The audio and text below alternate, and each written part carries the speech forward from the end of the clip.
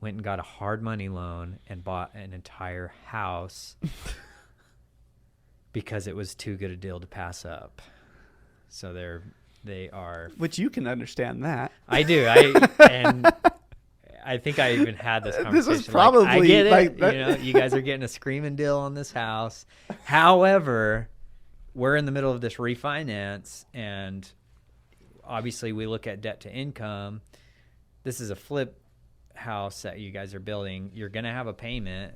You know, we have to account for a payment, and that payment put them over their maximum debt to income ratio. And now we have to wait until they fix that house up and sell it, so before we can refinance it. Which, again, silver lining, might end up getting a lower rate. Her excuse was she didn't think it would pop up because it was hard money. It was hard money, and it wasn't going to show up on her credit report. Right. But why did it show up? Because we do title report. Title searches, yeah. Title searches. We on a title search, we know all of the real property that you own, real estate.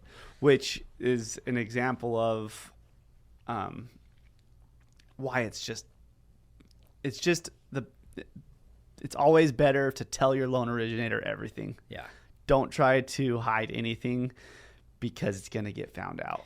That's one thing that I wish real estate agents understood, because everybody puts a lot of faith in us, and we put a lot of faith in our clients, that they're being upfront and telling us everything, because stuff like that, it pops up, and we're, not to sound like a whiny baby, but we're the ones that, eventually take the heat. Oh, yeah. So it was literally the day before signing, and he quit. So now, it's one of those things where I tell it was a really good learning experience for me, because I tell every single person that I do a loan with, once I get that clear to close, I say, okay, we're clear to close, but the loan is not 100% finalized until you have the keys in your hand, and that I let you know that it is officially funded.